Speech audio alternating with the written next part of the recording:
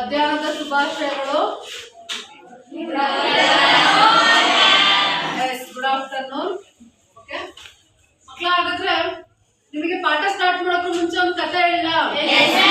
ಕಥೆ ಅಂದ್ರೆ ಇಷ್ಟ ಅಲ್ವಾ ನಿಮಗೆ? ಸೊ ಹಾಗಾದ್ರೆ ಒಂದು ಕಥೆ ಹೇಳ್ತೀನಿ, ಕೇಳಿಸ್ಕೊಳ್ಳಿ. ದಿನ ಏನ್ ಹೇಳ್ತಿದ್ದೆ ಅಂತ ಹೇಳಿದ್ರೆ, ದಿನ ಪಾಠ ಮಾಡ್ಬೇಕಾದ್ರೆ ಸಾಮಾನ್ಯ ಕಥೆಗಳು ಹೇಳ್ತಿದ್ದೆ, ಇಲ್ಲ ರಾಜರ ಕಥೆಗಳು ಹೇಳ್ತಿದ್ದೆ, ಇಲ್ಲ ರೈತರ ಕಥೆಗಳು ಹೇಳ್ತಿದ್ದೆ ಅಲ್ವಾ?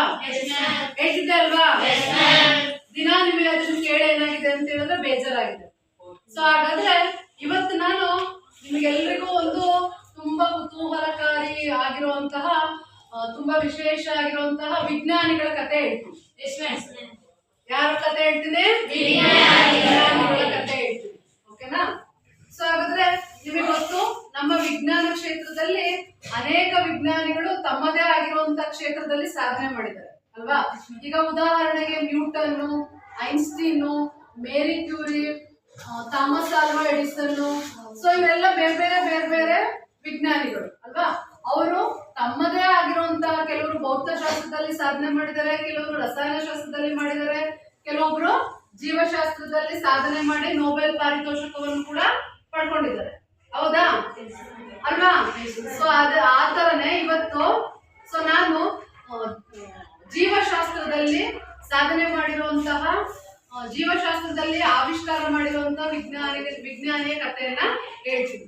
ಕಥೆ ಅನ್ನೋಕ್ಕಿಂತ ಸೊ ಅವ್ರು ಏನನ್ನ ಕೊಡುಗೆಯಾಗಿ ನಮಗೆ ಕೊಟ್ಟಿದ್ದಾರೆ ಅನ್ನೋದ್ರ ಬಗ್ಗೆ ಈಗ ಒಂದ್ 5 ನಿಮಿಷ ನಿಮಗೆ ಹೇಳ್ತೀನಿ, ಆಯ್ತಾ? ಓಕೆ. ಸೊ ಹಾಗಾದ್ರೆ ಮಕ್ಕಳ, ನಿಮಗೆ ಗೊತ್ತಿರ್ಬೋದು, 1665ರಲ್ಲಿ ರಾಬರ್ಟ್ ಹುಕ್ ಅನ್ನೋ ವಿಜ್ಞಾನಿ ಮೊಟ್ಟ ಮೊದಲನೇ ಬಾರಿಗೆ ಜೀವಕೋಶವನ್ನ ಆವಿಷ್ಕಾರ ಮಾಡ್ತಾರೆ. ಗೊತ್ತಾಗ್ತಿದ್ಯಾ? 1665ರಲ್ಲಿ ರಾಬರ್ಟ್ ಹುಕ್ ಅನ್ನೋ ವಿಜ್ಞಾನಿ ಏನ್ ಮಾಡ್ತಾರೆ ಅಂತ ಹೇಳಿದ್ರೆ ಜೀವಕೋಶವನ್ನ ಆವಿಷ್ಕಾರ ಮಾಡ್ತಾರೆ ಮೊಟ್ಟ ಮೊದಲನೇದಾಗಿ. ಸೊ ಅವರು ಆದ ನಂತರ 1674ರಲ್ಲಿ ಲಿವನ್ ಹುಕ್, ಯಾರು?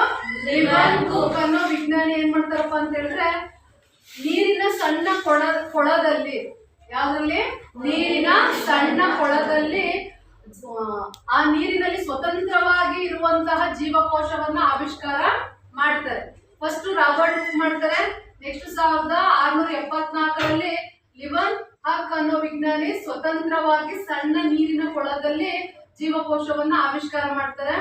ಅವ್ರಾದ್ಮೇಲೆ ನೆಕ್ಸ್ಟ್ ಯಾರಪ್ಪ ಅಂತ ಹೇಳಿದ್ರೆ 1831ರಲ್ಲಿ ರಾಬರ್ಟ್ ಬ್ರೌನ್, 1831ರಲ್ಲಿ ರಾಬರ್ಟ್ ಬ್ರೌನ್ ಅನ್ನೋರು ಏನ್ ಮಾಡ್ತಾರಪ್ಪ ಅಂತ ಹೇಳಿದ್ರೆ, ಜೀವಕೋಶದ ಒಳಗಡೆ ನ್ಯೂಕ್ಲಿಯಸ್, ಕೋಶ ಕೇಂದ್ರ ಇರುತ್ತೆ ಅನ್ನೋ ಮಾಹಿತಿಯನ್ನ ಅವರು ನಮಗೆ ತಿಳಿಸ್ಕೊಡ್ತಾರೆ.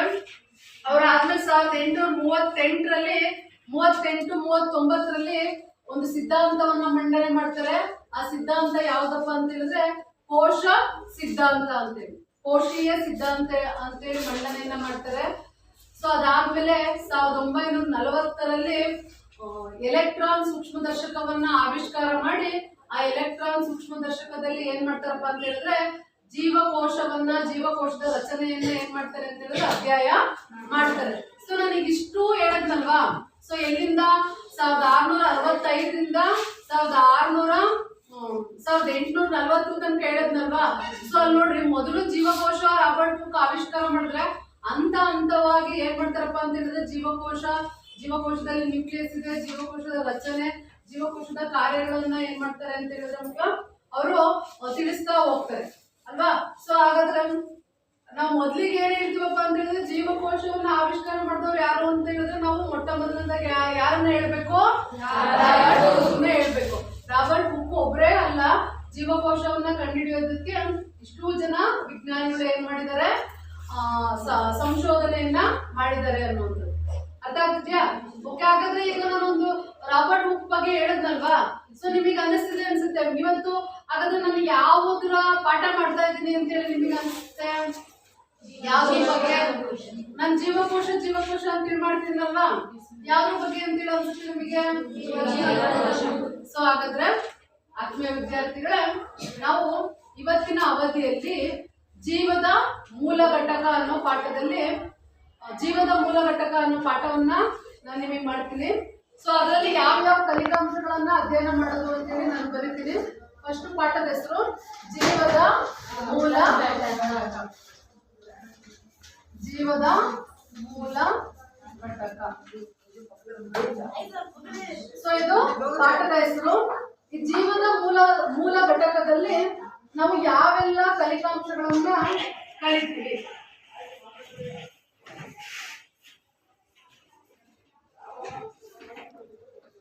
ಸೊ ಇವತ್ತಿನ ಅವಧಿಯಲ್ಲಿ ಯಾವೆಲ್ಲ ಕಲಿಕಾಂಶಗಳನ್ನ ಕಲಿತೀವಿ ಅನ್ನುವಂಥದ್ದು. ಸೊ ಮೊದಲನೇದು ಜೀವಕೋಶದ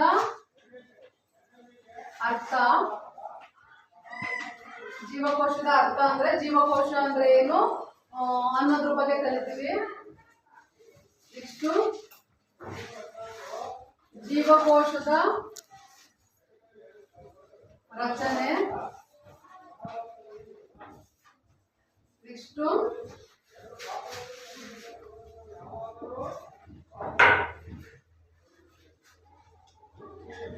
ಏಕಕೋಶ ಮತ್ತು ಬಹುಕೋಶೀಯ ಜೀವಿಗಳು ಮತ್ತು ಅವುಗಳಿಗೆ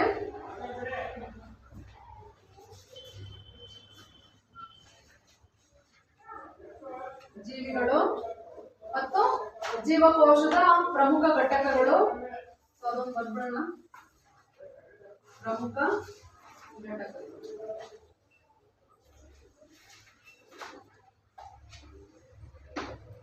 ಸೊ ಇವತ್ತಿನ ಕಲಿಕಾಂಶಗಳು ಅಂದ್ರೆ ಈ ಅವಧಿಯಲ್ಲಿ ನಾವು ಈ ಎಲ್ಲಾ ಕಲಿಕಾಂಶದ ಬಗ್ಗೆ ತಿಳ್ಕೊಳ್ತೀವಿ. ಜೀವಕೋಶದ ಅರ್ಥ, ಜೀವಕೋಶದ ರಚನೆ, ಏಕಕೋಶ ಮತ್ತು ಬಹುಕೋಶೀಯ ಜೀವಿಗಳು ಅಂದ್ರೇನು, ಜೀವಕೋಶದ ಪ್ರಮುಖ ಘಟಕಗಳು ಯಾವುದು ಅನ್ನೋದ್ರ ಬಗ್ಗೆ ಇವತ್ತಿನ ಕ್ಲಾಸಲ್ಲಿ ಕಲಿಯೋಣ. ಸೊ ಹಾಗಾದ್ರೆ ನಾನು ನಿಮಗೆ ಹೇಳಿದೆ ಮಕ್ಕಳ ಏನಂತ, ಜೀವಕೋಶವನ್ನ ಮೊಟ್ಟ ಮೊದಲನೇದಾಗಿ ಆವಿಷ್ಕಾರ ಮಾಡಿದವರು ಯಾರು ಅಂತ ಹೇಳಿದೆ? ರಾಬರ್ಟ್ ಹುಕ್ ಜೀವಕೋಶವನ್ನ ಆವಿಷ್ಕಾರ ಮಾಡಿದ್ರು. ಎಷ್ಟರಲ್ಲಿ? 1655ರಲ್ಲಿ ರಾಬರ್ಟ್ ಹುಕ್. 1665ರಲ್ಲಿ ರಾಬರ್ಟ್ ಹುಕ್ ಅನ್ನೋ ವಿಜ್ಞಾನಿ ಮೊಟ್ಟ ಮೊದಲನೇ ಬಾರಿಗೆ ಜೀವಕೋಶ ಅನ್ನೋ ಪದವನ್ನ ಆವಿಷ್ಕಾರ ಮಾಡಿದ್ರು. ಸೊ ಇವ್ರು ಹೇಗಪ್ಪ ಆವಿಷ್ಕಾರ ಮಾಡಿದ್ರು ಅಂತ ಹೇಳಿದ್ರೆ ನೋಡ್ರಿ, ಇವ್ರು ರಾಬರ್ಟ್ ಹುಕ್ ಅವರು ಕಾರ್ಕಿನ ತೆಳುವಾಗಿರೋ ಕಾರ್ಕ್ನ ವೀಕ್ಷಣೆ ಮಾಡ್ಬೇಕಾದ್ರೆ ಸೊ ಅವರು ಆ ಕಾರ್ಕ್ನ ಪದರದ ಒಳಗಡೆ ಚಿಕ್ಕ ಚಿಕ್ಕ ಚಿಕ್ಕ ಚಿಕ್ಕ ಕೋಣೆಗಳನ್ನ ನೋಡ್ತಾರೆ. ಅವರು ಆ ಕೋಣೆಗಳನ್ನ ಜೇನುಗೂಡು ಇರುತ್ತಲ್ವಾ, ಜೇನು ಕಟ್ಟಿರೋದು ನೋಡಿರ್ತೀರಲ್ವಾ, ಆ ಜೇನುಗೂಡು ಅದು ಜೇನನ್ನೆಲ್ಲ ಹೀರ್ಕೊಂಡ್ಮೇಲೆ ಬಿದ್ದಿರುತ್ತೆ ನೋಡಿ, ಏನ್ ಹೇಳ್ತೀರ ಅದಕ್ಕೆ? ತುಪ್ಪಡ ಇರುತ್ತಲ್ವಾ. ಸೊ ಅದ್ರಲ್ಲಿ ಸಣ್ಣ ಸಣ್ಣ ಸಣ್ಣ ಸಣ್ಣ ಸಣ್ಣ ಸೆಲ್ಗಳು ಇರ್ತಾವ ನೋಡಿ, ಚಿಕ್ಕ ಚಿಕ್ಕ ಚಿಕ್ಕ ಕೋಣೆಗಳು ಇರ್ತಾವಲ್ವಾ. ಸೊ ಆ ತರ ಕೋಣೆಗಳನ್ನ ಅವರು ರಾಬರ್ಟ್ ಹುಕ್ ಗಮನಿಸ್ತಾರೆ. ಸೊ ಗಮನಿಸಿ ಅವರು ಅದಕ್ಕೆ ಸೆಲ್ ಅಥವಾ ಅವುಗಳಿಗೆ ಜೀವಕೋಶ ಅನ್ನೋ ಹೆಸರನ್ನ ಕೊಡ್ತಾರೆ. ಯಾರು? Robert Hooke. ಇಂಗ್ಲಿಷ್ ಅಲ್ಲಿ ಜೀವಕೋಶವನ್ನ ಏನಂತ ಕರಿತೀವಿ ಅಂತ ಹೇಳಿದ್ರೆ ಸೆಲ್ ಅಂತೇಳಿ ಕರಿತೀವಿ. ಏನಂತ ಕರಿತೀವಿ? ಸೆಲ್. ಜೀವಕೋಶ. ಜೀವಕೋಶವನ್ನ ಸೆಲ್ ಅಂತೇಳಿ ಕರಿತೀವಿ. ಸೊ ಈ ಸೆಲ್ ಅನ್ನೋದು ಏನಪ್ಪಾ ಅಂತ ಹೇಳಿದ್ರೆ ಲ್ಯಾಟಿನ್ ಭಾಷೆಯ ಪದ ಆಗಿದೆ. ಯಾವ ಭಾಷೆ ಪದ? ಲ್ಯಾಟಿನ್ ಭಾಷೆಯ ಪದ. Latin. The word cell derived from Latin language. Latin ಭಾಷೆಯ ಪದ ಆಗಿದೆ ಸೆಲ್ ಅಂತ ಹೇಳಿದ್ರೆ. ನೋಡ್ರಿ, ಲ್ಯಾಟಿನ್ ಭಾಷೆಯಲ್ಲಿ ಸೆಲ್ ಅಂತ ಹೇಳಿದ್ರೆ ಅಂದ್ರೆ ಅದ್ರ ಸೆಲ್ ಅಂತ ಹೇಳಿದ್ರೆ ಏನಪ್ಪಾ ಅಂತ ಹೇಳಿದ್ರೆ ಅರ್ಥ ಚಿಕ್ಕ ಕೋಣೆ ಅಂತೇಳಿ ಅರ್ಥ. ಏನಂತ ಅರ್ಥ? ಚಿಕ್ಕ ಕೋಣೆ. ಗೊತ್ತಾಗ್ತಿದ್ಯಾ? ಸೊ ಇವಳ ಮೇಲೆ ಪ್ರಶ್ನೆ ಕೇಳ್ತೀನಿ, ಆಮೇಲೆ ನೀಟಾಗಿ ಕೇಳಿಸ್ಕೋಬೇಕು. ಅರ್ಥ ಆಗ್ತಿದ್ಯಾ? ಸೆಲ್ ಅನ್ನೋ ಪದ ಯಾವ ಭಾಷೆಯಿಂದ ಬಂದಿದೆ? ಲ್ಯಾಟಿನ್ ಭಾಷೆಯ ಪದದಿಂದ ಬಂದಿದೆ. ಲ್ಯಾಟಿನ್ ಭಾಷೆಯಲ್ಲಿ ಸೆಲ್ ಅಂತ ಹೇಳಿದ್ರೇನು? ಚಿಕ್ಕ ಕೋಣೆ. ಗೊತ್ತಾಯ್ತಾ? ಸೊ ಹಾಗಾದ್ರೆ ನೆಕ್ಸ್ಟ್ ಇಲ್ಲೊಂದು ಪದ ಬರ್ತೀನಿ, ಏನಂತ? ಜೀವಕೋಶ ಅಂತೇಳಿ ಬರ್ತೀನಿ ಅಲ್ವಾ? ಜೀವಕೋಶ.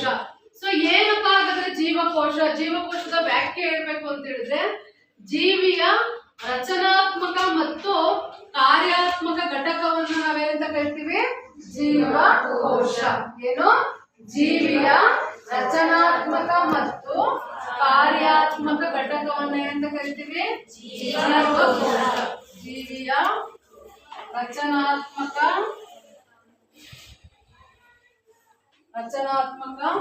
ಮತ್ತು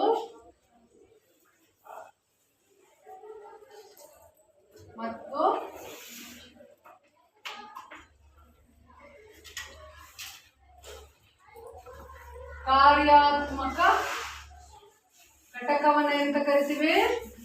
ಜೀವಕೋಶ. ಅಂದ್ರೆ ಜೀವಿಯ ರಚನಾತ್ಮಕ ಮತ್ತು ಕಾರ್ಯಾತ್ಮಕ ಘಟಕವನ್ನ ನಾವು ಜೀವಕೋಶ ಅಂತ ಹೇಳಿ ಕರಿತೀವಿ. ಎಕ್ಸಾಮಿಗೆ ಕೇಳಿದ್ರೆ ಬರಿಬೇಕು ನೀವು. ಜೀವಕೋಶ ಎಂದರೇನು ಅಂತ ಕೇಳಿದ್ರೆ ಏನ್ ಬರೀತೀರಿ? ಜೀವಿಯ ರಚನಾತ್ಮಕ ಕಾರ್ಯಾತ್ಮಕ ಘಟಕವನ್ನು ಜೀವಕೋಶ ಎನ್ನುವರು. ಸೊ ಹಾಗಾದ್ರೆ ಜೀವಕೋಶದ ಅರ್ಥ ಗೊತ್ತಾಯ್ತು ಅಲ್ವಾ? ಓಕೆ. ಸೊ ಹಾಗಾದ್ರೆ ಈಗ ಜೀವಕೋಶಗಳೆಲ್ಲವೂ ಜೀವಕೋಶ ಅಂತ ಹೇಳಿದ್ರೆ ಅದರಲ್ಲಿ ಜೀವಕೋಶ ಎಲ್ಲಾ ಜೀವಿಗಳಲ್ಲೂ ಒಂದೇ ತರ ಇರ್ತವ ಅಥವಾ ಬೇರೆ ಬೇರೆ ವಿಧದ ಜೀವಕೋಶಗಳಿದಾವ ಅಂತ ಹೇಳಿ ನಾವು ಪ್ರಶ್ನೆಯನ್ನ ಹಾಕೊಂಡ್ರೆ, ಸೊ ನಾವು ಎರಡು ವಿಧದ ಜೀವಿಗಳನ್ನ ನೋಡ್ತೀವಿ. ಒಂದು ಏಕಕೋಶೀಯ ಜೀವಿಗಳು, ಇನ್ನೊಂದು ಬಹುಕೋಶೀಯ ಜೀವಿಗಳು. ಯಾವ್ಯಾವ ಜೀವಿಗಳು? ಏಕಕೋಶೀಯ ಜೀವಿಗಳು, ಬಹುಕೋಶೀಯ ಜೀವಿಗಳು. ಸೊ ಇದನ್ನ ನೀಟಾಗಿ ನೋಡ್ಕೋಬೇಕು. ಏಕಕೋಶೀಯ ಜೀವಿಗಳು, ಇನ್ನೊಂದು ಬಹುಕೋಶೀಯ ಜೀವಿಗಳು. ಆಯ್ತಾ? ಓಕೆ.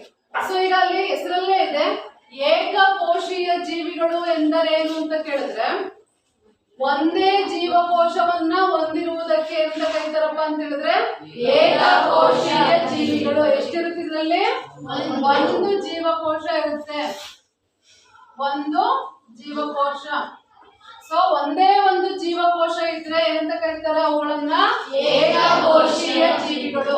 ಹಾಗಾದ್ರೆ ನಿಮಗೊಂದು ಪ್ರಶ್ನೆ ಬರ್ಬೋದು, ಮಿಸ್ ಹಾಗಾದ್ರೆ ಏಕಕೋಶೀಯ ಜೀವಿಗಳು ಅಂತ ಹೇಳಿದ್ರೆ ಅಲ್ವಾ, ಸೊ ಅವು ಯಾವುವು ಅಂತ ಪ್ರಶ್ನೆಯನ್ನ ಕೇಳಿದಾಗ, ಸೊ ನಾನು ನಿಮಗೊಂದು ಚಾರ್ಟ್ ತೋರಿಸ್ತೀನಿ.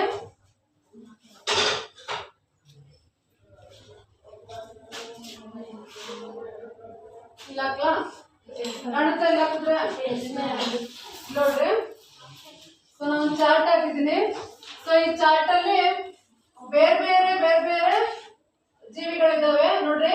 ಅಮೀಬಾ ಕಾಣಿಸ್ತಿದ್ಯಾ? ಅಮೀಬಾ, ಪ್ಯಾರಾಮೀಶಿಯಂ ಈ ಜೀವಿಗಳಿದಾವಲ್ವಾ. ಸೊ ಇವೇನಪ್ಪಾ ಅಂತ ಹೇಳಿದ್ರೆ ಅಮೀಬಾ, ಪ್ಯಾರಾಮೀಶಿಯಂ ಇನ್ನು ಇದಾವೆ, ಯುಗ್ಲಿನಾ. ಸೊ ಇವೆಲ್ಲ ಏಕಕೋಶೀಯ ಜೀವಿಗಳಿಗೆ ಉದಾಹರಣೆ. ಅಮೀಬಾ ಇದ್ಯಾವುದು? ಪ್ಯಾರಾಮೀಶಿಯಂ. ಅದಷ್ಟೇ ಅಲ್ದಾನೆ ಯುಗ್ಲಿನಾ, ಎಂಟಮೀಬಾ ಹಿಸ್ಟೋಲಿಟಿಕಾ. ಸೊ ಇವೆಲ್ಲ ಏನಪ್ಪಾ ಅಂತ ಹೇಳಿದ್ರೆ ಒಂದೇ ಜೀವಕೋಶವನ್ನ ಹೊಂದಿರ್ತವೆ. ಆ ಒಂದೇ ಜೀವಕೋಶ ಏನಪ್ಪಾ ಅಂತ ಹೇಳಿದ್ರೆ ಆ ಜೀವಿಯ ಸಂಪೂರ್ಣ ಚಟುವಟಿಕೆಗಳನ್ನ ಏನ್ ಮಾಡ್ತವೆ? ನಿರ್ವಹಿಸ್ತವೆ ಅಂತ ಹೇಳಿ. ಗೊತ್ತಾಗ್ತಿದ್ಯಾ? ಓಕೆ. ಸೊ ಹಾಗಾದ್ರೆ ನೆಕ್ಸ್ಟ್ ಇನ್ನೊಂದು ಬರ್ತೀವಿ ನಾವು ಏನಂತ? ಬಹುಕೋಶೀಯ ಜೀವಿಗಳು. ಎಂತ ಬರ್ತೀವಿ? ಬಹುಕೋಶೀಯ ಜೀವಿಗಳು.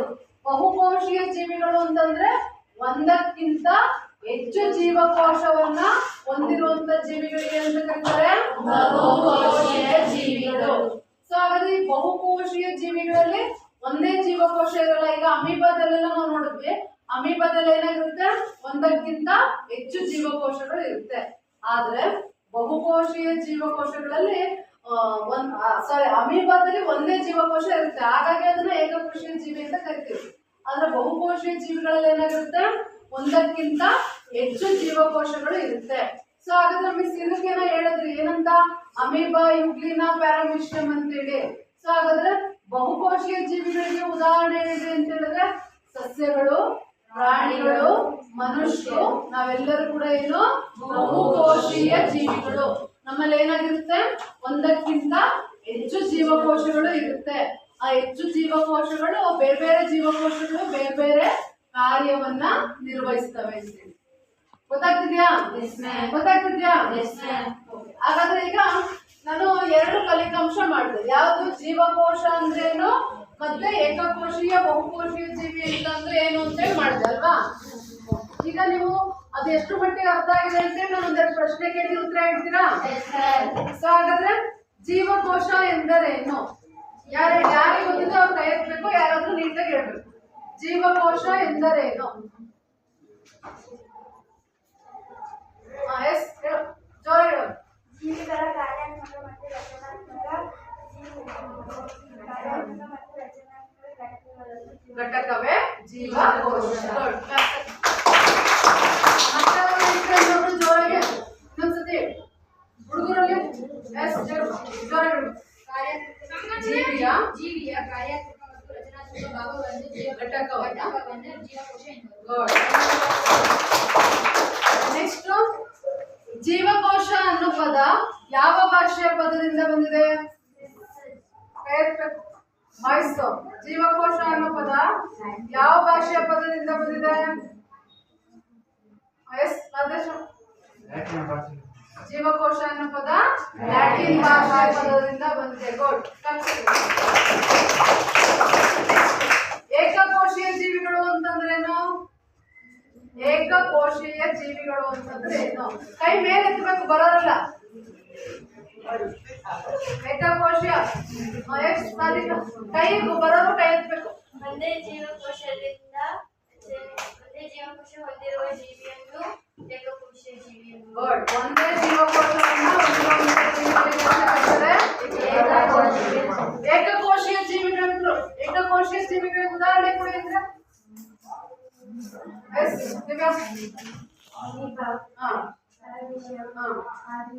ಯುಗ್ಲೀನ, ಅಮೀಬಾ, ಪ್ಯಾರಾಮೆಸಿಯಂ, ಯುಗ್ಲೀನ. ಬಹುಕೋಶೀಯ ಜೀವಿಗಳು ಅಂತಂದ್ರೇನು? ಬಹುಕೋಶೀಯ ಜೀವಿಗಳು ರಂಜಿತ. ಒಂದಕ್ಕಿಂತ ಹೆಚ್ಚು ಜೀವಕೋಶವನ್ನು ಹೊಂದಿರುವ ಜೀವಿಗಳಿಗೆ ಬಹುಕೋಶೀಯ ಜೀವಿ. ಒಂದಕ್ಕಿಂತ ಹೆಚ್ಚು ಜೀವಕೋಶವನ್ನು ಹೊಂದಿರುವಂತ ಜೀವಿಗಳಿಗೆ ಅಂತ ಕರೀತಾರೆ ಬಹುಕೋಶೀಯ. ಸೊ ಹಾಗಾದ್ರೆ ಬಹುಕೋಶೀಯ ಜೀವಿಗಳಿಗೆ ಉದಾಹರಣೆ? ಸಸ್ಯಗಳು, ಪ್ರಾಣಿಗಳು, ಪಕ್ಷಿಗಳು. Very good. ಸಸ್ಯಗಳು, ಪ್ರಾಣಿಗಳು ಮತ್ತು ಮನುಷ್ಯರು. ಸೊ ಇವೇ ನೀವು ಬಹುಕೋಶೀಯ ಜೀವಿಗಳಿಗೆ ಉದಾಹರಣೆ. ಹಾಗಾದ್ರೆ ನಿಮಗೆ ಎರಡು ನಾವು ಮಾಡಿದಂತೆ ಎರಡು ಫಲಿತಾಂಶಗಳು ಗೊತ್ತಾಯ್ತು ಅಲ್ವಾ? ಜೀವಕೋಶ ಅಂದ್ರೆ ಏನು ಅಂತ ಹೇಳಿ ಗೊತ್ತಾಯ್ತು. ಬಹುಕೋಶ, ಏಕಕೋಶ ಮತ್ತು ಬಹುಕೋಶೀಯ ಜೀವಿಗಳ ಅರ್ಥ ಮತ್ತೆ ಉದಾಹರಣೆ ಗೊತ್ತಾಯ್ತು ಅಲ್ವಾ? ಓಕೆ. ಹಾಗಾದ್ರೆ ನಮ್ದು ಇನ್ನೊಂದು ಫಲಿತಾಂಶ ಜೀವಕೋಶದ ರಚನೆ. ಜೀವಕೋಶದ ರಚನೆ. ಹಾಗಾದ್ರೆ ನಮ್ಮ ಜೀವಕೋಶಗಳೆಲ್ಲವೂ ಕೂಡ ಒಂದೇ ರಚನೆಯನ್ನ ಹೊಂದಿದವ? ಒಂದೇ ಆಕಾರವನ್ನ ಹೊಂದಿದವ? ಬೇರೆ ಬೇರೆ ಜೀವಕೋಶಗಳು ಬೇರೆ ಬೇರೆ ರಚನೆಯನ್ನ ಹೊಂದಿದೆ. ಅರ್ಥ ಆಗ್ತಿದ್ಯಾ? ಸೊ ಅದನ್ನ ನಾವು ಇನ್ನೊಂದು ಚಾರ್ಟ್ ಮೂಲಕ ನೋಡೋಣ ಯಾವ ರೀತಿ ಬೇರೆ ಬೇರೆ ಜೀವಕೋಶಗಳು ಬೇರೆ ಬೇರೆ ರಚನೆಯನ್ನ ಹೊಂದಿದೆ ಅಂತೇಳಿ. ಸೊ ಇಲ್ಲಿ ನಾನು ಒಂದು ಚಾರ್ಟ್ ಹಾಕ್ತೀನಿ ಈಗ. ಸೊ ಆ ಚಾರ್ಟ್ ಅಲ್ಲಿ ಗಮನಿಸ್ಬೇಕು, ನಾನು ಎಕ್ಸ್ಪ್ಲೇನ್ ಮಾಡ್ತೀನಿ. ಮಾಡಾದ್ಮೇಲೆ ನೋಡಿ. ಸೊ ಇಲ್ಲಿ ಒಂದು ಚಾರ್ಟ್ ಹಾಕಿದ್ದೀನಿ ನಾನು. ಸೊ ಈ ಚಾರ್ಟ್ ಅಲ್ಲಿ ಮನುಷ್ಯನ ದೇಹದ ವಿವಿಧ ಜೀವಕೋಶಗಳು ಅಂತೇಳಿದೆ ಅಲ್ವಾ? ಸೊ ಅಲ್ಲಿ ನೋಡ್ರಿ, ಇದು ನರಕೋಶ. ಏನಿದು? ನರಕೋಶ. ನರಕೋಶ ಏನಾಗಿದೆ ನೋಡ್ರಿ, ಏನಾಗಿದೆ? ಉದ್ದನೆಯ ರಚನೆಯನ್ನ ಹೊಂದಿದೆ ಅಲ್ವಾ? ಸೊ ಇದು ಇದು ಮೃದು ಸ್ನಾಯು ಕೋಶ ಅಂತ ಹೇಳಿದೆ. ಅದನ್ನು ಕೂಡ ಎಲಾಂಗೇಟೆಡ್, ಉದ್ದವಾಗಿರುವಂತ ಕೊಳವೆಯ ರಚನೆಯನ್ನ ಹೊಂದಿದೆ. ಸೊ ಅದೇ ರೀತಿಯಲ್ಲಿ ರಕ್ತಕೋಶಗಳು ಬರ್ತಿದಿಲ್ಲ ಅಲ್ವಾ? ಸೊ ಈ ರಕ್ತಕೋಶಗಳು ಯಾವ ರೀತಿ ಇದೆ? ದುಂಡಾಗಿರುವಂತಹ ರಚನೆಯನ್ನ ಹೊಂದಿದೆ. ಸೊ ನೆಕ್ಸ್ಟ್ ಇಲ್ಲಿ ವೀರ್ಯಾಣುಗಳು ಇದಾವೆ. ವೀರ್ಯಾಣುಗಳು ನೋಡ್ರಿ, ತಲೆ ಇದೆ, ಉದ್ದನೆಯ ಬಾಲವನ್ನ ಹೊಂದಿದೆ. ಕಾಣಿಸ್ತಿದ್ಯಾ? ಅಂಡಾಣು ಇದೆ ನೋಡ್ರಿ, ಅಂಡಾಣುಗಳು ದುಂಡನೆಯ ರಚನೆಯನ್ನ ಹೊಂದಿದೆ. ಸೊ ನೆಕ್ಸ್ಟ್ ಕೊಬ್ಬಿನ ಕೋಶಗಳು. ನಮ್ಮ ದೇಹದಲ್ಲಿ ಇರುವಂತಹ ಕೊಬ್ಬಿನ ಕೋಶಗಳು ಬೇರೆ ಬೇರೆ ಅಂದ್ರೆ ದುಂಡನೆಯ ರಚನೆಯನ್ನ ಹೊಂದಿದೆ. ನೆಕ್ಸ್ಟ್ ಮೂಳೆ ಕೋಶಗಳು. ಮೂಳೆಯಲ್ಲಿ ಇರುವಂತಹ ಕೋಶಗಳು ಈ ರೀತಿ ರಚನೆ, ಇಲ್ಲಿ ಕಾಣಿಸ್ತಾ ನೋಡ್ರಿ ಚಾರ್ಟ್ ಅಲ್ಲಿ, ಈ ರೀತಿ ರಚನೆಯನ್ನ ಹೊಂದಿದೆ. ಸೊ ಹಾಗಾದ್ರೆ ಅದು ನೋಡಿದ್ವಲ್ಲ ಚಿತ್ರ, ಅದು ನೋಡಿದ್ಮೇಲೆ ನಮಗೆ ಗೊತ್ತಾಗ್ಬೇಕು ಏನಂತ, ಜೀವಕೋಶಗಳೆಲ್ಲವೂ ಒಂದೇ ರೀತಿಯ ರಚನೆಯನ್ನ ಹೊಂದಿದೆ, ಬೇರೆ ಬೇರೆ ಏನಾಗಿದೆ ರಚನೆಯನ್ನ ಹೊಂದಿದೆ. ಬೇರೆ ಬೇರೆ ಜೀವಕೋಶಗಳು ಬೇರೆ ಬೇರೆ ರೀತಿಯ ರಚನೆಯನ್ನ ಹೊಂದಿದೆ. ಗೊತ್ತಾಗ್ತಿದ್ಯಾ? ಗೊತ್ತಾಗ್ತಿದೆಯಲ್ಲ? ಸೊ ಈಗ ಲೋಹಿತ ಇನ್ನೊಂದ್ಸತಿ ಆ ಚಾರ್ಟ್ ಅಲ್ಲಿ ನೋಡಿ ಯಾವ್ಯಾವ ಜೀವಕೋಶಗಳಲ್ಲಿ ಇದಾವೆ ಅಂತೇಳಿ ಹೇಳ್ತೇನೆ. ಬರಪ್ಪ ಕಡೆ ಚಾರ್ಟ್ ಅಲ್ಲಿ ಯಾವ್ಯಾವ ಜೀವಕೋಶಗಳು ಚಾರ್ಟ್ ಅಲ್ಲಿ ಕಾಣಿಸುತ್ತೆ ಫೋನ್ ಇಟ್ಕೊಂಡು ಹೇಳು. ಬೇರೆ ನೋಡ್ಕೋಬೇಕು. ಜೋರಾಗಿ ಹೇಳಪ್ಪ. ಜೋರಾಗಿ ಹೇಳು. ಕೋಶಗಳು, ಅಂಡಾಣು, ಕೊಬ್ಬು ಕೋಶ, ನರಕೋಶ, ಮೂಳೆ ಕೋಶ, ವೆರಿ ಗುಡ್.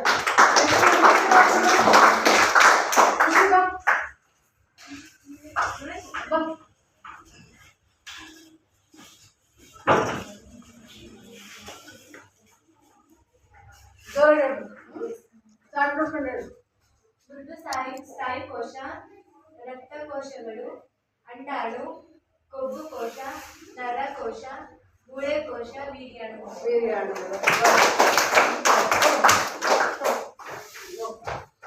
ಸೊ ಹಾಗಾದ್ರೆ ಈ ರಚನೆ ಗೊತ್ತಾಯ್ತು. ಸೊ ನಾನು ನೆಕ್ಸ್ಟ್ ಇನ್ನೊಂದು ಕಲಿಕಾಂಶ ಬರ್ತೀನಿ. ಏನಂತ? ಜೀವಕೋಶದ ಪ್ರಮುಖ ಘಟಕಗಳು. ನೋಡ್ರಿ, ಯಾವುದೇ ಜೀವಕೋಶ ಪ್ರಮುಖವಾಗಿ ಏನಪ್ಪಾ ಅಂತ ಹೇಳಿದ್ರೆ 3 ಘಟಕಗಳನ್ನ ಹೊಂದಿರುತ್ತೆ ಅಂತೇಳಿ. ಎಷ್ಟು ಘಟಕಗಳು? 3 ಘಟಕಗಳು. ಯಾರಿಗಾದ್ರೂ ಗೊತ್ತಿದೆ? ಈಗಾಗಲೇ ನಿಮಗೆ 7, 8ನೇ ತರಗತಿಯಲ್ಲಿ ಇರ್ತಿದ್ದು ಜೀವಕೋಶದ 3 ಘಟಕಗಳು. ಜೀವಕೋಶವು ಪ್ರಮುಖವಾಗಿ ಹೊಂದಿರುವಂತ 3 ಭಾಗಗಳು. ಯಾರಿಗಾದ್ರೂ ಗೊತ್ತಿದೆಯಾ? ಕೋಶ ಕೇಂದ್ರ, ಕೋಶ ದ್ರವ್ಯ, ಕೋಶ ಭಿತ್ತಿ ಅಲ್ಲ, ಕೋಶ. ಸೊ ನೋಡ್ರಿ, ಇವು 3 ಒಂದು ಜೀವಕೋಶ ಇದೆ ಅಂತ ಹೇಳಿದ್ರೆ ಆ ಜೀವಕೋಶದಲ್ಲಿ ಕಂಡು ಬರುವಂತಹ ಪ್ರಮುಖ ಘಟಕಗಳು ಅಥವಾ ಭಾಗಗಳು ಯಾವ್ಯಾವುದು? ಕೋಶ ಕೇಂದ್ರ, ಕೋಶ ದ್ರವ್ಯ, ಕೋಶ ಪೊರೆ. ನಾವ್ ಯಾವುದೇ ಒಂದು ಜೀವಕೋಶವನ್ನು ತಗೊಂಡ್ರೆ ಆ ಜೀವಕೋಶದಲ್ಲಿ ನಾವು ಪ್ರಮುಖವಾಗಿ ಈ 3 ಭಾಗಗಳನ್ನ ನಾವು ಕಾಣ್ತೀವಿ ಅನ್ನೋದು. ಸೊ ನಾನು ನಿಮಗೆ ಇನ್ನೊಂದು ಚಾರ್ಟ್ ಹಾಕ್ತೀನಿ. ಆ ಚಾರ್ಟ್ ಅಲ್ಲಿ ಕೋಶ ಕೇಂದ್ರ, ಕೋಶ ಪೊರೆ, ಕೋಶ ದ್ರವ್ಯ ಎಲ್ಲ ಇದೆ. ಓಕೆನಾ? ಸೊ ಇಲ್ಲೊಂದು ಚಾರ್ಟ್ ಹಾಕ್ತಿದ್ವಿ ನಾವು. ಯಾವ್ದಿದೆ ನೋಡ್ರಿ? ಸಸ್ಯ ಜೀವಕೋಶ ಮತ್ತು ಪ್ರಾಣಿ ಜೀವಕೋಶ ಚಿತ್ರ ಅಲ್ವಾ? ಸೊ ಈ ಚಿತ್ರದಲ್ಲಿ ನೋಡ್ರಿ, ನಾನು ಮೊದಲನೇದು ಏನ್ ಹೇಳಿದೆ? ಕೋಶ ಕೇಂದ್ರ. ನೋಡ್ರಿ, ಇಲ್ಲಿ ಮಧ್ಯಭಾಗದಲ್ಲಿ ನೋಡ್ರಿ ನ್ಯೂಕ್ಲಿಯಸ್ ಅಂತ ಹೇಳಿದೆ. ಕಾಣಿಸ್ತಿದ್ಯಾ? ನೆಕ್ಸ್ಟ್ ಬಂದು ಗುರುತಿಸ್ಬೇಕು, ಆಯ್ತಾ? ನ್ಯೂಕ್ಲಿಯಸ್ ಅಂತ ಹೇಳಿದೆ ಇಲ್ಲಿ.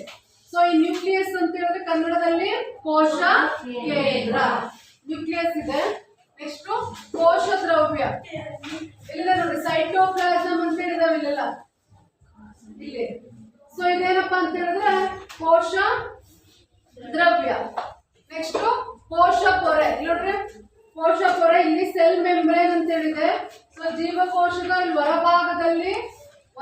ಹೊರಭಾಗದಲ್ಲಿ ಕಂಡು ಬರುವಂತದ್ದು ಯಾವ್ದಪ್ಪ ಅಂತ ಹೇಳಿದ್ರೆ ಈ ಕೋಶ ಪೊರೆ. ಅರ್ಥ ಆಗ್ತಿದ್ಯಾ? ಇನ್ನೊಂದ್ಸತಿ ನೋಡ್ಕೊಳ್ರಿ. ಸೆಲ್ ಮೆಂಬ್ರೇನ್, ಕೋಶ ಪೊರೆ ಇದೆ ನೋಡಿ, ಸೈಟೋಪ್ಲಾಸಮ್, ಕೋಶ ದ್ರವ್ಯ, ನ್ಯೂಕ್ಲಿಯಸ್ ಚಿತ್ರದಲ್ಲಿದೆ. ಇಲ್ಲೊಂದು ನ್ಯೂಕ್ಲಿಯಸ್, ಇದು ಪ್ಲಾಂಟ್ ಸೆಲ್ ಅಂತ ಹೇಳಿದ್ರೆ ಸಸ್ಯ ಜೀವಕೋಶ, ಅನಿಮಲ್ ಸೆಲ್ ಅಂದ್ರೆ ಪ್ರಾಣಿ ಜೀವಕೋಶ. ಯಾವುದೇ ಜೀವಕೋಶ ತಗೊಂಡ್ರೆ ಈ 3 ಭಾಗಗಳನ್ನ ನಾವು ಕಾಣ್ತೀವಿ. ಯಾವ್ಯಾವುದು? ಕೋಶ ಕೇಂದ್ರ, ಕೋಶ ದ್ರವ್ಯ, ಕೋಶ ಪೊರೆ. ಆಯ್ತಾ? ಸೊ ಈಗ ಬರ್ಬೇಕು. ಯಾರು ಬರ್ತೀರಿ? ನ್ಯೂಕ್ಲಿಯಸ್ ಎಲ್ಲಿದೆ ಗುರುತಿಸಿ ಹೇಳ್ಬೇಕು. ಎಸ್, ನ್ಯೂಕ್ಲಿಯಸ್ ಬರ್ರ ಪ್ಲಸ್ ಬರ್ಪ ಬರ ಬರ ಏನಲ್ಲ. ನ್ಯೂಕ್ಲಿಯಸ್ ಅಂತ ಹೇಳಿದ್ರೆ ನೋಡ್ರಿ ಕೋಶ ಪೊರೆ ಕನ್ನಡದಲ್ಲಿ ಎಲ್ಲಿದೆ ನೋಡಿ, ಕಾಣುತ್ತೆ ಚಿತ್ರದಲ್ಲಿ ಗುರುತಿಸ್ತಾನ. ಗುಡ್. ಇಲ್ಲಿ ಎಲ್ಲಿದೆ ನ್ಯೂಕ್ಲಿಯಸ್ ನೋಡ್ಬೇಕಲ್ಲಿ. ನ್ಯೂಕ್ಲಿಯಸ್ ಆ ಕಡೆ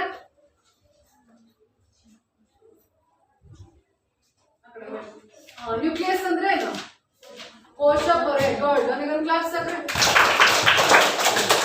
ನೆಕ್ಸ್ಟ್ ಕೋಶ ಪೊರೆ ಅಲ್ಲ, ಸಾರಿ, ನ್ಯೂಕ್ಲಿಯಸ್ ಅಂದ್ರೆ ಏನು?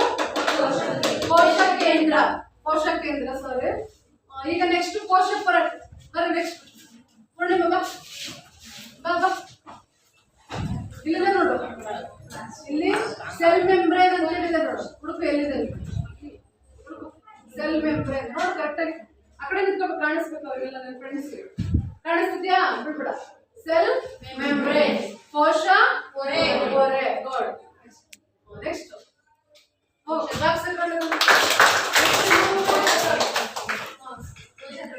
ದ್ರವ್ಯ. ಬನ್ನಿ.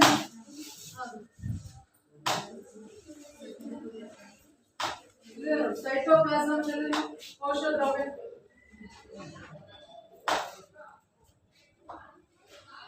ಅದಾ ಕಾಣಿಸ್ತಿದ್ಯಾ? ಓಕೆ. ಹಾಗಾದ್ರೆ ನಾವು ಯಾವುದೇ ಜೀವಕೋಶದಲ್ಲಿ ಎಷ್ಟು ಪ್ರಮುಖ ಭಾಗಗಳನ್ನ ಕಾಣ್ತೀವಿ? ಮೂರು ಪ್ರಮುಖ ಭಾಗಗಳನ್ನ ಕಾಣ್ತೀವಿ. ಯಾವ್ಯಾವುದು? ಕೋಶ ಕೇಂದ್ರ, ಕೋಶ ದ್ರವ್ಯ, ಕೋಶ ಪೊರೆ. ಓಕೆ. ಸೊ ಹಾಗಾದ್ರೆ ನೆಕ್ಸ್ಟ್ ಈಗ ನಾನು ಒಂದು ಚಿತ್ರ ಹಾಕಿದ್ದೀನಲ್ವಾ, ಸಸ್ಯ ಜೀವಕೋಶ ಮತ್ತು ಪ್ರಾಣಿ ಜೀವಕೋಶ ಚಿತ್ರ ಹಾಕಿದ್ದೀನಲ್ವಾ. ಸೊ ಅದ್ರ ರಚನೆಯನ್ನ ನಾವು ನೋಡಿದಾಗ ಅಲ್ಲಿ ಎರಡು ಜೀವಕೋಶಗಳು ಒಂದೇ ತರ ಇದೆಯಾ? ಇದೆಯಾ? ಏನಾಗಿದೆ? ಸಸ್ಯ ಜೀವಕೋಶ ಚಪ್ಪಟೆಯಾಗಿದೆ. ಸಸ್ಯ ಜೀವಕೋಶ ಏನಾಗಿದೆ? ಗುಡ್. ಪ್ರಾಣಿ ಜೀವಕೋಶ ಅದು ಒಂದು ವ್ಯತ್ಯಾಸ ನಮಗೆ ಕಾಣುತ್ತೆ ಚಾರ್ಟ್ ಅಲ್ಲಿ ಅಲ್ವಾ? ಓಕೆ. ಸೊ ಹಾಗಾದ್ರೆ ಈ ಸಸ್ಯ ಜೀವಕೋಶ ಪ್ರಾಣಿ ಜೀವಕೋಶದಲ್ಲಿ ಕೆಲವೊಂದಷ್ಟು ಕಣದಂಗಗಳು ಕಂಡು ಬರುತ್ತೆ. ಏನ್ ಕಂಡು ಬರುತ್ತೆ? ಕಣದಂಗಗಳು. ಕೇಳಿಸ್ಕೊಳ್ರಿ, ಯಾವ್ಯಾವ್ದಪ್ಪ ವ್ಯತ್ಯಾಸ ಹೇಳೋಕ್ಕೂ ಮುಂಚೆ ಕಣದಂಗಗಳ ಪರಿಚಯ ಮಾಡ್ಕೊಡ್ತೀನಿ. ಸೊ ಇಲ್ಲಿ ಗಾಲ್ಗಿ ಸಂಕೀರ್ಣ ಏನಿದೆ? ಗಾಲ್ಗಿ ಸಂಕೀರ್ಣ. ಆಮೇಲೆ ಇಲ್ಲಿ ಕ್ಲೋರೋಪ್ಲಾಸ್ಟ್ ಇದೆ. ಗಾಲ್ಗಿ ಸಂಕೀರ್ಣ, ಕ್ಲೋರೋಪ್ಲಾಸ್ಟ್. ಆಮೇಲೆ ಇಲ್ಲಿ ಎಂಡೋಪ್ಲಾಸ್ಮಿಕ್ ರೆಟಿಕ್ಯುಲಮ್ ಅಂತ ಏನಿದೆ? Endoplasmic reticulum. ನೆಕ್ಸ್ಟ್ ಮೈಟೋಕಾಂಡ್ರಿಯಾ ಇದೆ. ಏನಿದೆ? ಮೈಟೋಕಾಂಡ್ರಿಯಾ ಇದೆ. ಆಮೇಲೆ ನ್ಯೂಕ್ಲಿಯಸ್ ಕೋಶ ಕೇಂದ್ರ ಇದೆ. ಸೊ ಇವೆಲ್ಲ ಏನಪ್ಪ? ಆಮೇಲೆ ಲೈಸೋಸೋಮ್ ಇದೆ. ಲೈಸೋಸೋಮ್ ಇವೆಲ್ಲ ಏನಪ್ಪಾ ಅಂತ ಹೇಳಿದ್ರೆ ಸಸ್ಯ ಜೀವಕೋಶ ಮತ್ತು ಪ್ರಾಣಿ ಜೀವಕೋಶದಲ್ಲಿ ಕಂಡು ಬರುವಂತಹ ಕಣದಂಗಗಳು. ಅರ್ಥ ಆಗ್ತಿದ್ಯಾ? ಕೇಳ್ತಾರೆ ಸಸ್ಯ ಜೀವಕೋಶದಲ್ಲಿ ಸಸ್ಯ ಜೀವಕೋಶ ಅಥವಾ ಪ್ರಾಣಿ ಜೀವಕೋಶದಲ್ಲಿ ಕಂಡು ಬರುವ ಕಣದಂಗಗಳನ್ನ ಹೆಸರಿಸಿ ಅಂತ ಹೇಳಿದ್ರೆ ಯಾವ್ದು ಬರೀತೀರಿ? ಯಾರಿಗೆ ಗೊತ್ತಾಗ ಎತ್ತಿಟ್ಕೊಂಡು ಹೇಳ್ಬೇಕು, ಒಬ್ಬೊಬ್ಬರ ಒಂದೊಂದು ಹೇಳಿ. ಲೈಸೋಸೋಮ್. ಗುಡ್. ಗಾಲ್ಗಿ ಸಂಕೀರ್ಣ. ಗುಡ್. Next mitochondria. ಗುಡ್. ಲೈಸೋಸೋಮ್ಗಳು. ಆಮೇಲೆ ಕ್ಲೋರೋಪ್ಲಾಸ್ಟೋ, ಎಂಡೋಪ್ಲಾಸ್ಮಿಕ್ ರೆಟಿಕ್ಯುಲಮ್. ಕ್ಲೋರೋಪ್ಲಾಸ್ಟೋ, ಎಂಡೋಪ್ಲಾಸ್ಮಿಕ್ ರೆಟಿಕ್ಯುಲಮ್. ಗೊತ್ತಾಗ್ತಿದ್ಯಾ? ಇವೆಲ್ಲ ಏನು? ಯಾವ್ದು ಕಂಡು ಬರೋದು? ಸಸ್ಯ ಜೀವಕೋಶದಲ್ಲಿ ಕಂಡು ಬರುವಂತಹ ಕಣಗಳು. ಗೊತ್ತಾಯ್ತಾ?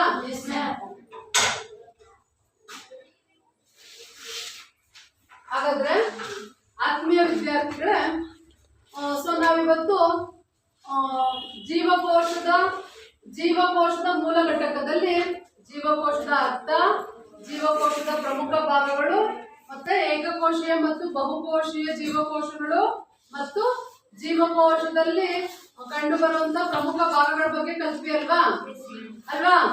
ಹಾಗಾದ್ರೆ ಮುಂದಿನ ತರಗತಿಯಲ್ಲಿ ಇದ್ರ ಮುಂದುವರೆದಂತ ಭಾಗವನ್ನ ನೋಡೋಣ. ಹಾಗಾದ್ರೆ ಸೊ ಈಗ ಏನ್ ಕಲಿಕಾಂಶಗಳು ಮಾಡಿದೆ, ಸೊ ಅದ್ರ ಮೇಲೆ ನಿಮಗೊಂದು 2-3 ಪ್ರಶ್ನೆ ಕೇಳ್ತೀನಿ, ಆಯ್ತಾ? ಉತ್ತರ ಹೇಳ್ಬೇಕು. ಓಕೆನಾ? ಸೊ ಮತ್ತೆ ಯಾರಿಗೆ ಗೊತ್ತಿದೆ ಅವರು ಕೈ ಎತ್ತಬೇಕು. ಜೀವಕೋಶ ಅಂದ್ರೆ ಏನು?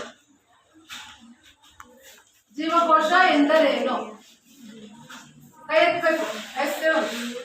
ಜೋರಾಗಿ ಹೇಳ್ಬೇಕು. ಜೀವಿಗಳ ರಚನಾತ್ಮಕ ಮತ್ತು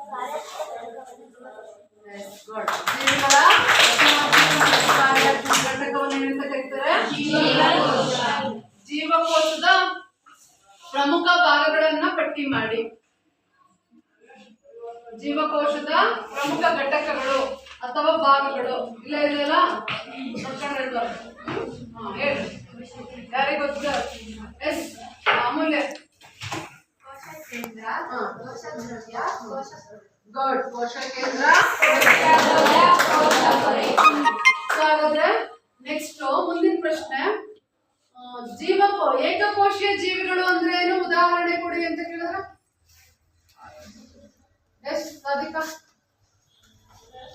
ಒಂದೇ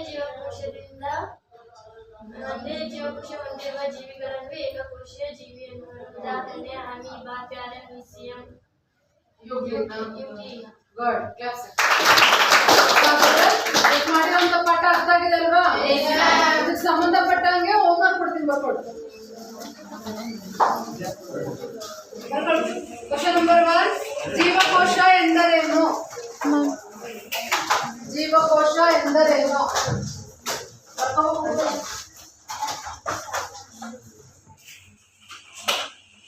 ಜೀವಕೋಶ ಎಂದರೇನು?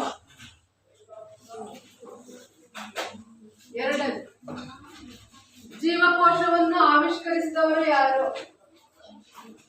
ಜೀವಕೋಶವನ್ನು ಆವಿಷ್ಕರಿಸಿದವರು ಯಾರು?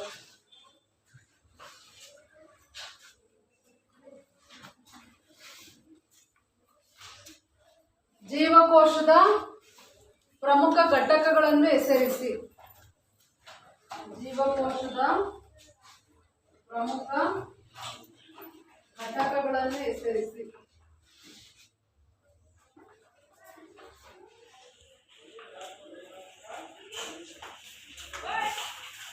ಏಕಕೋಶೀಯ ಜೀವಿಗಳು ಎಂದರೇನು? ಉದಾಹರಣೆ ಕೊಡಿ.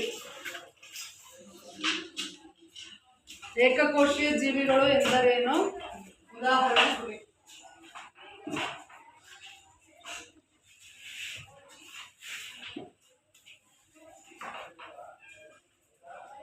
ಬಹುಕೋಶೀಯ ಜೀವಿಗಳು ಎಂದರೇನು? ಉದಾಹರಣೆ ಕೊಡಿ. ಬಹುಕೋಶೀಯ ಜೀವಿಗಳು ಎಂದರೇನು? ಉದಾಹರಣೆ ಕೊಡಿ.